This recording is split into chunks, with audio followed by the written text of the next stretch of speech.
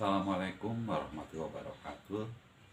Buat mahasiswa tingkat 3 PPKN menugaskan untuk membuat sebuah laporan dalam bentuk video berkaitan observasi ke beberapa sekolah SLTA maupun SMK dalam rangka mata kuliah pengolahan pendidikan.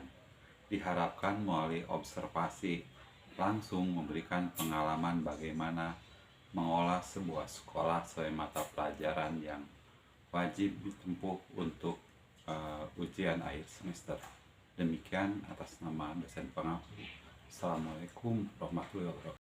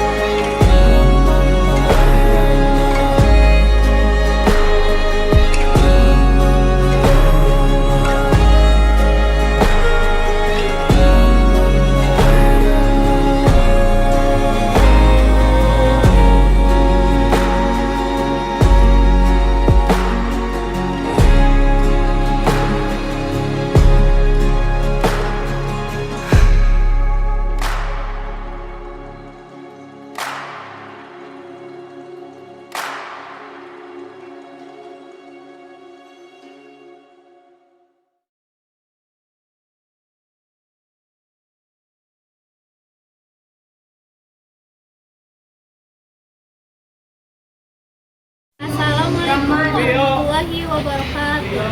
Perkenalkan, nama saya Devi Firgianita Lukman dan rekan saya Kamita. Nah, kami dari mahasiswa Pendidikan Pancasila dan Kewarganegaraan Fakultas Keguruan dan Ilmu Pendidikan Universitas Surabaya Cianjur. Di sini kami diberi tugas oleh dosen kami untuk mewawancarai para guru SMK Pelita Cianjur mengenai manajemen yang terdiri dari manajemen guru, manajemen persebaya, kesiswaan, manajemen lingkungan. Nah, untuk itu tolong saksikan video yang kami buat tersebut sampai selesai ya. Terima kasih. Assalamualaikum warahmatullahi wabarakatuh. Assalamualaikum warahmatullahi wabarakatuh. Waalaikumsalam warahmatullahi wabarakatuh. Nah, di sini saya ingin mewawancarai terkait manajemen kesiswaan dengan Bapak siapa? Pak Riki Sumantri. Nah, jadi Bapak di sini saya ingin mempertanyakan beberapa pertanyaan. Yang pertama yaitu mengenai bagaimana prosedur penerimaan peserta didik yang baru dilaksanakan di sekolah ini, Pak. Ya, terima kasih kepada siapa namanya? Devi yang telah memberikan pertanyaan. Kalau misalkan pertanyaan yang pertama di SMK Pelita ini, kami akan jawab ya untuk penerimaan peserta didik baru.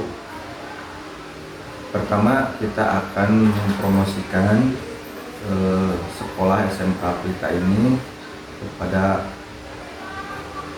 sekolah-sekolah seperti sekolah SMP dan sekolah-sekolah MTS yang lain, atau misalkan kami memberikan promosi dengan media sosial ya, seperti untuk Facebook, IG dan lain-lain. Tapi lebih bagusnya kita mempromosikan sambil silaturahmi kepada setiap SMP agar kita memberikan atau misalkan program apa yang SMK Pelita yang dimiliki dan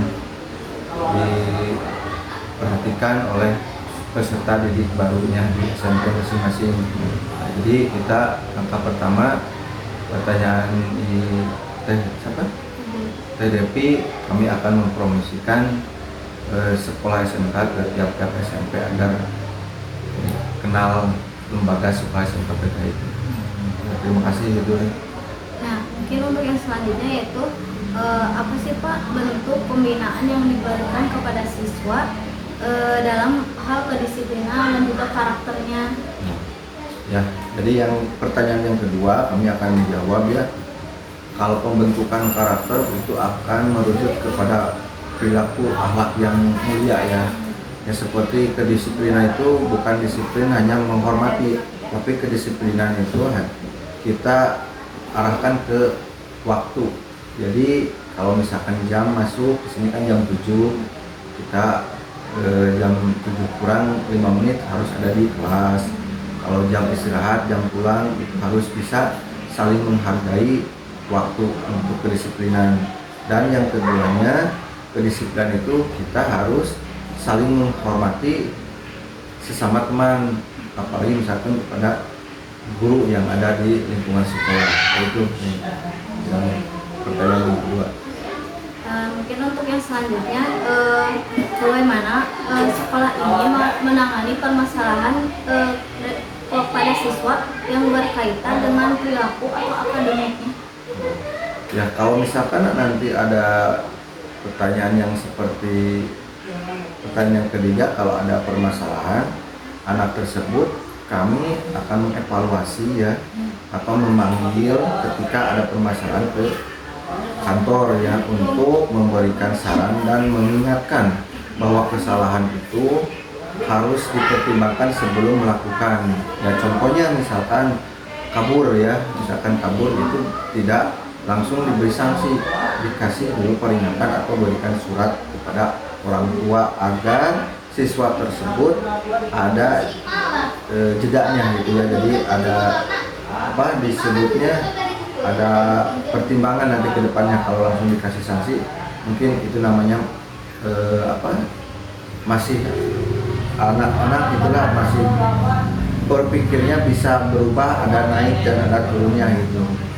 Nah, itu kami yang terakhir intinya kami akan mengkomunikasi dengan orang tua tersebut ketika ada permasalahan. Dari guru dan dari sekolah akan berkomunikasi melalui misalkan surat atau telepon, kenapa permasalahan ini misalkan bisa terjadi di sekolah. Itu ya jawabannya memang itu ya. Tapi Pak, untuk misalkan tindakan yang sudah melewati batas, apakah tindakan sekolah dalam menangani siswa tersebut? Nah, kalau tindakan yang melebihi dari aturan di sekolah, seperti contohnya misalkan merokok ya, terus misalkan membawa minuman, nah itu kami akan diberi sanksi. Pertama akan ada surat perjanjian yang ke-1, kedua, ketiga, tidak langsung dikeluarkan. Ketika kalau misalkan anak tersebut fatal seperti narkoba, itu kami akan memberikan tindakan dikeluarin, karena kalau tidak dikeluarin akan bisa mempengaruhi ke teman-teman yang lainnya. Begitu. Nah, mungkin yang selanjutnya, apakah ada kegiatan ekstrakurikuler yang mendukung pengembangan minat dan bakat siswa di sekolah SMK ini? Ya. Kalau ekstrakurikuler ada 3 ya di sini, pramuka, terus futsal, voli, dan bahasa Jepang. Jadi ada 4. Nah, untuk mengembangkan di luar pendidikan non formal seperti ekstrakurikuler bahasa Jepang kan kebetulan itu bisa mengangkat nilai derajat orang tuanya. Kita punya diarahkan ke lembaga pekerja seperti LPK. Ini kebetulan di sekolah ini punya lah LPK misalkan untuk mendorong biar nanti ekstrakurikuler itu tidak sia-sia, misalkan seperti bahasa Jepang. Yang kedua seperti pramuka itu kan bisa mendidik karakter menjadi anak yang soleh dan solehah, bukan hanya misalkan mengikuti ekstrakurikuler untuk meningkatkan keterampilannya, tapi untuk menanam keimanan dan ketakwaan anak tersebut. Itu seperti pramuka. Yang ketiga seperti bola voli dan futsal. Nah, kebetulan kalau misalkan di sini kan masih tahap belajar ya, futsal sama voli. Mungkin nanti Kalau misalkan ada yang baik atau yang bagus untuk misalkan seperti bola voli kualitasnya, insya Allah kami akan mendorong ke jenjang yang lebih lanjut seperti bola voli. Kebetulan ada di DGM, nah itu pelatihan setiap hari minggu satu kalinya. Tapi untuk untuk pengembangan minat ini, apakah pihak sekolah mendorong untuk para siswanya mengikuti pertandingan atau kejuaraan apa itu di luar sekolah? Ya, kebetulan kan misalkan untuk kejuaraan pernah mengikuti futsal antar SMK dapil atau perwilayah ya. Jadi kalau per kabupaten belum, karena misalkan tidak ada kejuaraannya. Kalau perwilayah karena itu wilayah satu saja, antara misalkan wilayah satu kecamatan Cilaku, kecamatan Karangtengah dan Cianjur Kota. Ini 3 kecamatan yang pernah diikuti oleh permainan futsal laki-laki. Apakah dalam mendorong siswa untuk mengikuti pertandingan tersebut, ketika mereka mendapatkan sesuatu penghargaannya, apakah apresiasi yang diberikan oleh sekolah kepada siswa tersebut? Itu kalau misalkan kalau ada yang seperti itu ya, kita akan memberikan apresiasi kehormatan, bukan reward nilai, tapi reward dengan pemberian hadiah walaupun sedikit. Itu kami akan memberikan yang seperti simbolis saja, seperti piala dan uang pembinaan gitu. Mungkin Bapak ini akan menjadi pertanyaan terakhir yang akan saya tanyakan. Jadi bagaimana keterlibatan orang tua dalam kegiatan pembinaan siswa di sekolah SMK Pelita? Nah, kalau misalkan pembantu atau keterlibatan orang tua ya, mungkin dilihat dari situasi kondisinya sekolah sini. Kalau misalkan bisa dilibatkan dan tidak bisa dilibatkan, contohnya seperti kalau permasalahan kuliah yang bisa menonjolkan kepada orang tua itu akan dilibatkan. Kalau yang tidak dilibatkan tergantung ekstrakurikulernya atau daya dukungnya gitu. Jadi ada yang bisa dilibatkan, ada yang tidak bisa. Jadi tidak sepenuhnya mungkin orang tua harus terlibat di sekolah. Di sekolah gitu ya. Jadi ada porsinya di mana orang tua terlibat dan ada yang tidak. Ya gitu, ada batas-batasannya. Kalau misalkan orang tua terlibat masuk di lembaga sekolah, nantinya berbeda lagi pemberinya dan pendidiknya seperti itu. Mungkin Pak, untuk yang terakhir, apakah bisa disimpulkan mengenai manajemen kesiswaan ini di SMK Pelita itu seperti apa? Kalau disimpulkan dari awal sampai akhir, kami untuk membina misalkan di sekolah ini berkarakter ingin memajukan lembaga-lembaga orang yang sederhana saja untuk menanamkan anak yang lebih imannya kuat dan takwanya kepada Allah agar menjadi anak yang baik untuk masa depan bagi nusa dan bangsa. Nah, di sini saya dengan siapa? Nah, Bapak, di sini saya akan mengajukan beberapa pertanyaan mengenai manajemen personalia. Yang pertama yaitu bagaimana proses perekrutan dan penempatan tenaga pendidik di sekolah ini dilakukan. Baik, terima kasih atas pertanyaannya. Sebelumnya, perkenalkan saya Asep ya. Saya di sini sebagai guru sekaligus TU yang mengatur ya tentang manajemen sekolah. Nah, untuk sistem perekrutan sendiri di sini seharusnya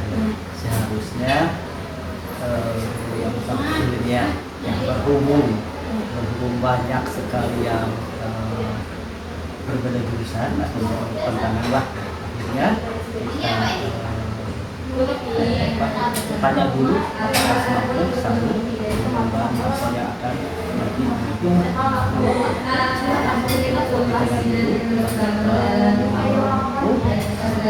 baru dilaksanakan,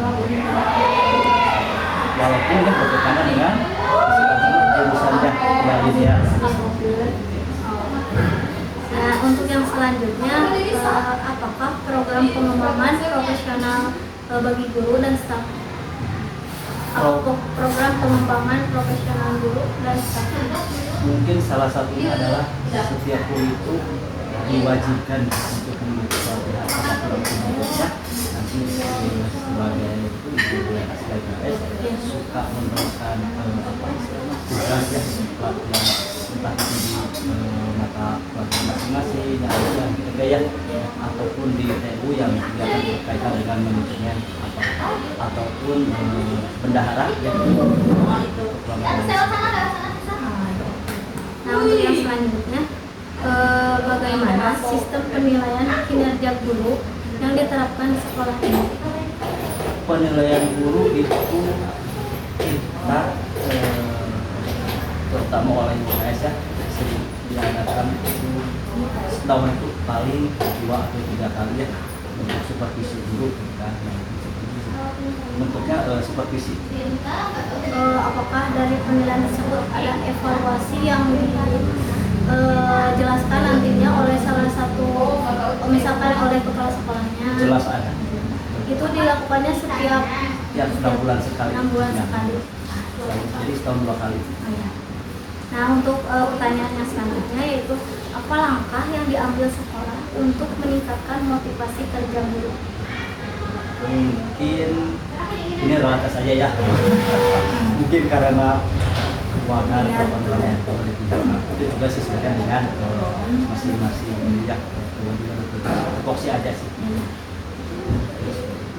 Nah, untuk yang terakhir mungkin Bapak, bagaimana hubungan kerja antara kepala sekolah dan tenaga pendidik dikelola agar tetap harmonis dan berjalan dengan baik?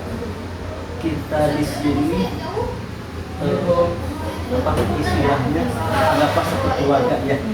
Walaupun itu tugas siapa kita saling bantu aja. Kita saling bantu aja. Tapi jangan sampai gitu kan, ada situ gitu kan, kita bisa aja seperti itu. Tapi kita saling. Jadi di sini tuh mempererat kerjasama dengan baik, saling membantu gitu.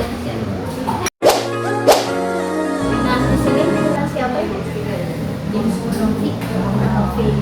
Nah, ibu, di sini saya ingin mengajukan beberapa pertanyaan terkait manajemen kurikulum. Nah, ada 5 pertanyaan yang akan saya sampaikan kepada ibu. Yang pertama, bagaimana Bu proses penyusunan dan pengembangan kurikulum di sekolah ini dilakukan? Jadi ketika sekolah kami ya ketika kami menyusun dokumen kurikulum ya. Jadi di sini kami dengan gurunya, jadi ada timnya serta KS, jadi membuat tim panitia untuk membentuk kurikulum ini. Tentu saja ini pembuatan kurikulum di sekolah ini berarti berdasarkan dengan karakteristik siswa, kemudian kearifan lokal di sini, jadi disesuaikan, kemudian juga mengacu pada kurikulum yang dari pemerintah. Sekarang kan kurikulum mereka ya. Nah, untuk yang selanjutnya, siapa saja yang terlibat dalam proses perencanaan kurikulum di SMK Pelita ini? Tadi yang sudah saya sebutkan di sini ketika membuat dokumen kurikulum itu kita membuat panitia atau ada timnya. Timnya itu terdiri dari KS, kepala sekolah, kemudian ada wakil kepala sekolah, kemudian hukum, kemudian kesiswaan, humas, satgas, gitu ya. Kemudian juga melibatkan beberapa di sini karena di sini ada 2 jurusan ya, APHP dan BPKP, berarti atau juga kelompok APHP dan BPKP bisa dilibatkan, dan juga ada dari Dudi ya, Dudi itu dunia besar informasi, kemudian juga ada dari komite, jadi semuanya melibatkan warga sekolah di sekolah. Nah, untuk yang selanjutnya, bagaimana sekolah menyesuaikan kurikulum dengan kebutuhan peserta didik atau perkembangan zaman sekarang ini? Sekarang kan sedang digalakkan kurikulum merdeka dengan pendekatan pembelajaran mendalam ya. Nah, di pembelajaran mendalam ini kan jadi di kurikulum itu bukan siswa itu untuk menghafal materi saja, tetapi bagaimana ketika si materi itu sudah diserap oleh siswa kemudian dibawa pulang ke rumah itu bisa mengaplikasikannya secara nyata di dalam kehidupan. Misalnya nih di sekolah belajar tentang teks laporan hasil observasi, itu kan misalnya mengamati pohon pisang nih. Nah, pohon pisang itu ketika diteliti kan misalnya nih ada batangnya, buahnya, kemudian yang lainnya. Nah, nanti misalnya nih dari belajar bagaimana menganalisis struktur dan kebahasaan dari tes observasi dalam mengamati pohon pisang itu, nanti di rumah siswa itu bisa mengaplikasikannya. Oh, ternyata dari belajar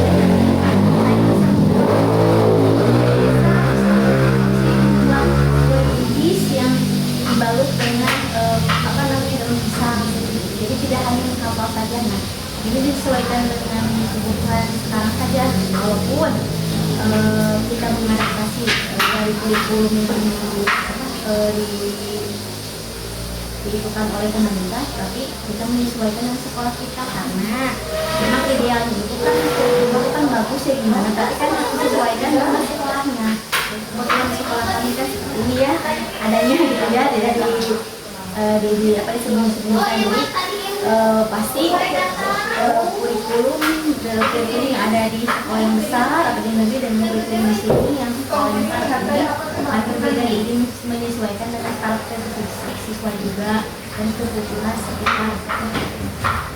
Nah, yang selanjutnya mungkin apakah terdapat evaluasi berkala terhadap pelaksanaan kurikulum ini di sekolah ibu di sekolah SMK Pelita ini, bagaimana prosesnya gitu? Oke, tentu saja pasti setiap tahun ya ada evaluasi. Pertama bisa dilihat ini dari kegiatan yang dilaksanakan kan sebetulnya kalau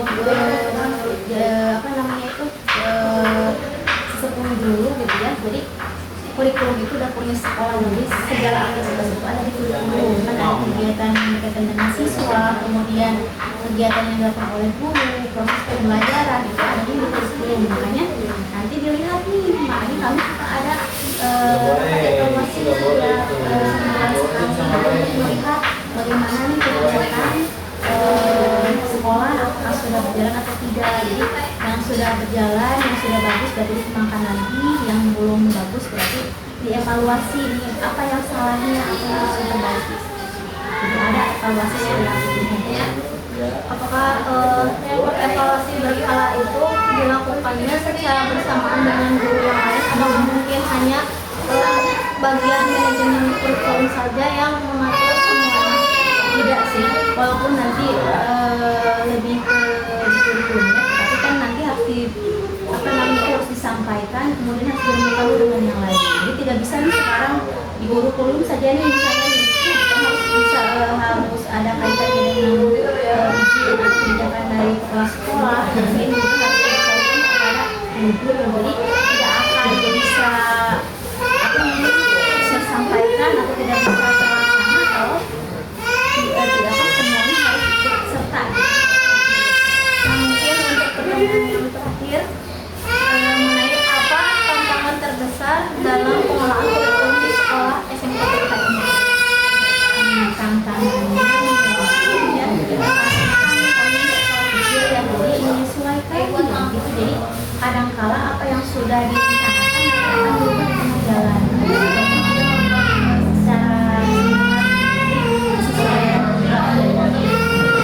Tadi yang Ibu sebutkan kan Ibu tidak terlalu terpaku dengan kurikulum yang dianjurkan pemerintah itu sendiri. Nah, mungkin bisa disimpulkan mengenai kurikulum yang ada di SMK Pelita ini seperti apa sih proses dari awal mungkin sampai akhirnya itu?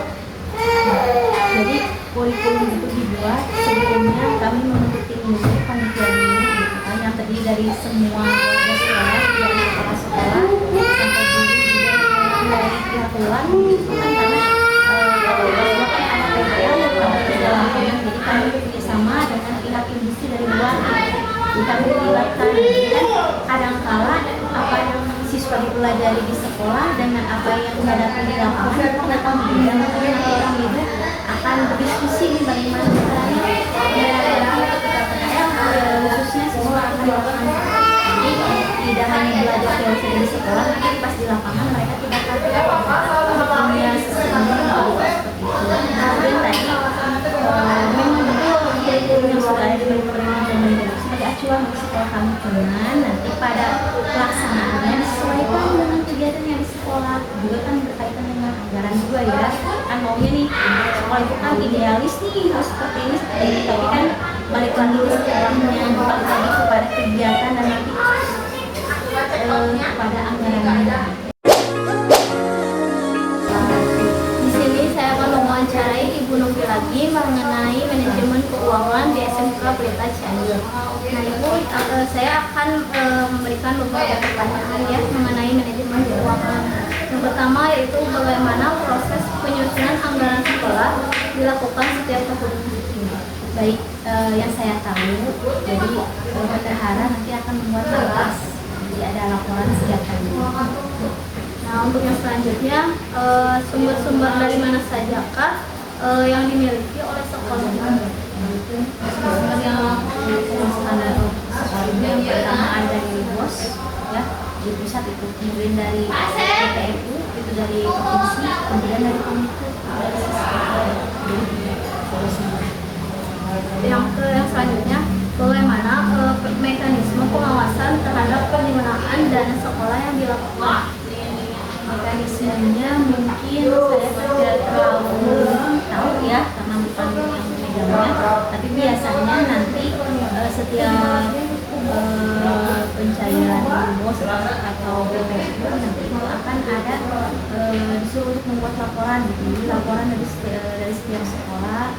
Jadi pendanaan BOS tersebut dialokasikan akan digunakan apa, kalau diberikan barang-barangnya seperti apa, kemudian kalau digunakan untuk kegiatannya apa. Jadi ada terperinci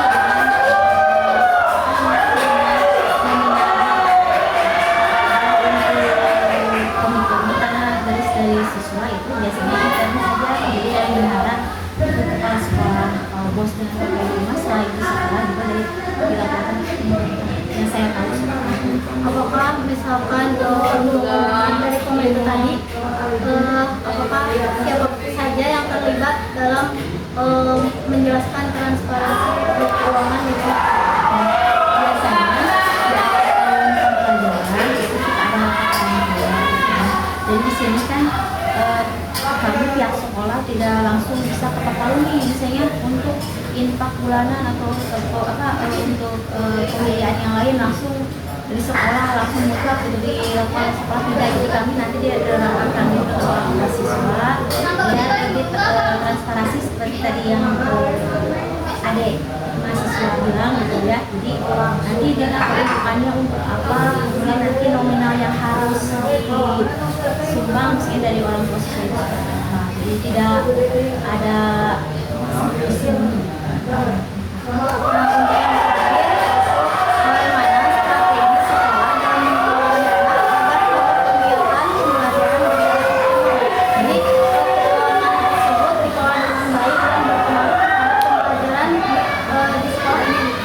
Biasanya nanti ketika saya misalnya nanti biasanya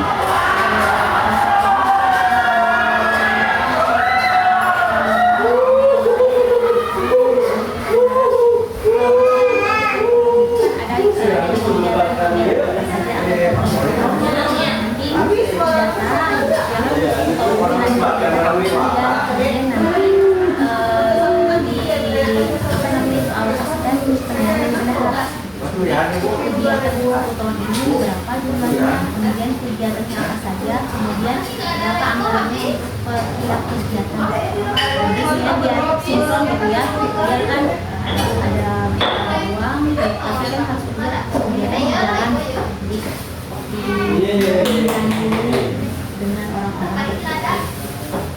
Berarti manajemen keuangan ini tuh dalam pelaksanaan itu dikelompokkan atau dibagi-bagi untuk kegiatan-kegiatan tertentu. Nah, betul, karena kalau tidak langsung dikelompokkan nanti kan uangnya akan habis gitu. Jadi nanti tidak tidak harusnya tepat sasaran. Kalau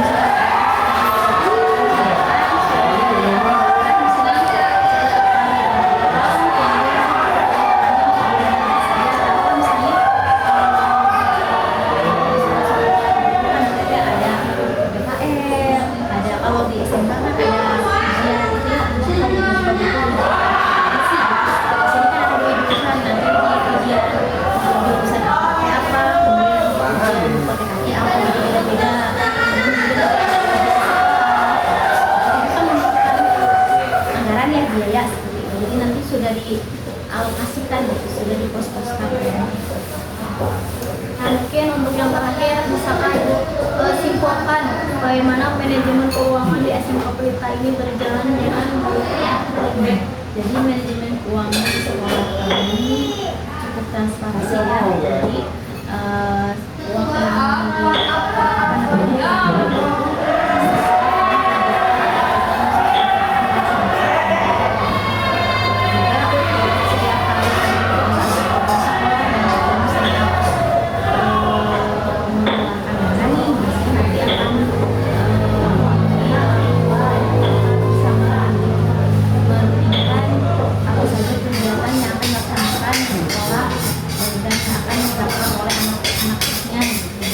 tahu nih selama 1 tahun ini misalnya kelas 10, kelas 11, kelas 12 akan ada kegiatan apa saja. Contohnya untuk sekarang nih kegiatan yang akan dilakukan di akhir bulan itu ada kunjungan industri. Apa itu kunjungan industri itu? Jadi kami belajar di luar kelas gitu ya. Jadi nanti langsung datang ke tempat studi atau industri gitu ya. Jadi mengenal lebih jauh. Kebetulan kami akan ke kebun mini aki yang ada di Gasel ya, itu tentang budidaya sayuran organik.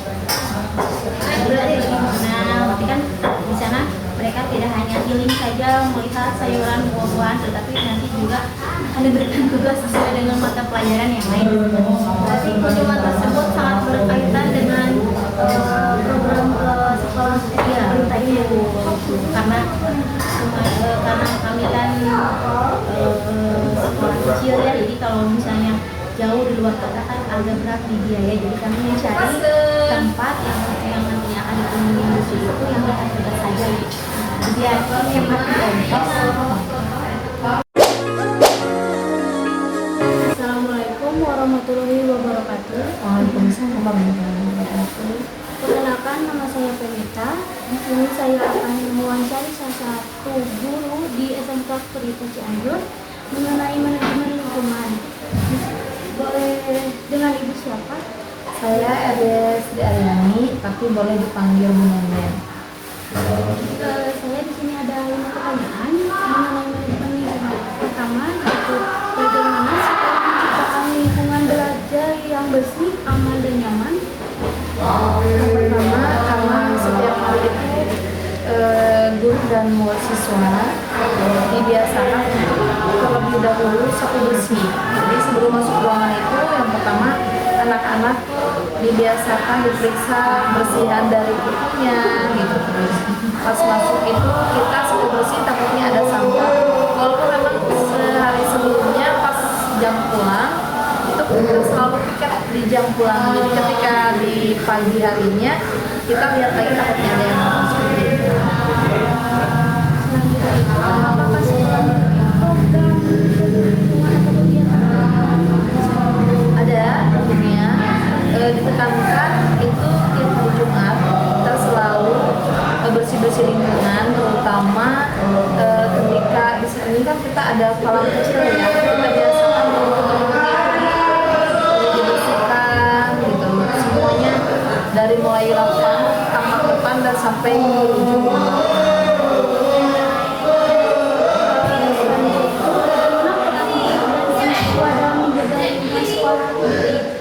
Perannya tentu ya siswa dan guru itu punya kewajiban bersama ya, bersih menjaga lingkungan itu dengan Perannya tentunya tidak ada istilah guru dan guru ya, kita semua sama-sama, cuman mungkin untuk gurunya itu lebih ke mengajak langsung praktek juga sama gurunya. Kita bersih-bersih bareng-bareng, jadi tidak hanya siswa yang bersih-bersih, tapi guru juga ikut berperan, ikut bersih-bersih juga gitu, sambil melihat yang lain juga, kita juga sambil praktek. Selanjutnya itu, apa ada kebijakan sekolah terkait mengolah sampah atau penghijauan?